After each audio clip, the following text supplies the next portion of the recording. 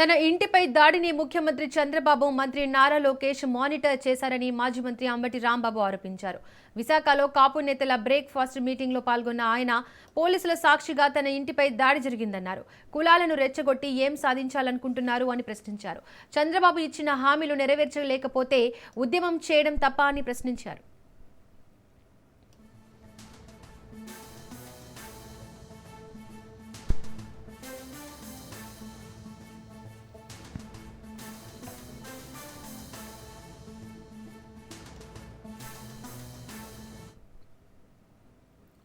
తన ఇంటిపై దాడిని ముఖ్యమంత్రి చంద్రబాబు మంత్రి నారా లోకేష్ మానిటర్ చేశారని మాజీ మంత్రి అంబటి రాంబాబు ఆరోపించారు.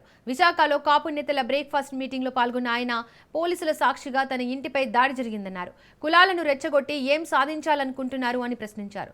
చంద్రబాబు ఇచ్చిన హామీలు నెరవేర్చలేకపోతే ఉద్యమం చేయడం తప్ప అని ప్రశ్నించారు.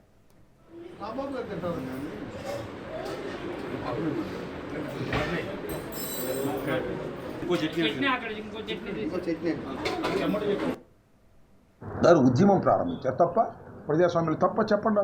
చంద్రబాబు నాయుడు గారు ఇచ్చినటువంటి హామీని నెరవేర్చకపోతే ఉద్యమం చేయడం తప్ప, పళ్ళాలు కొట్టడం తప్ప, ముద్రగడ పద్మనాభం గారు నిరాహార దీక్ష చేయడం తప్ప.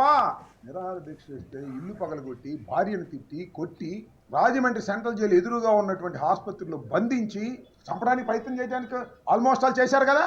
నా ఇంటి మీద, నా ఆఫీస్ మీద కంటిన్యూస్గా దాడి. ఈ సమాజంలో పోలీసు లేదా? పోలీసింగ్ లేదా? ఉంది. ఎక్కడుంది? అక్కడే ఉంది పోలీసులు. పోలీసు బలగాలన్నీ కూడా అక్కడే ఉన్నాయి.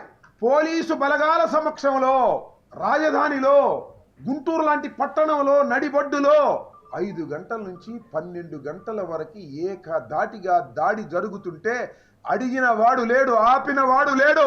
ఈ రాష్ట్ర ముఖ్యమంత్రి కుమారుడు సారథ్యంలో జరిగింది కాబట్టి ఎవడాపలా.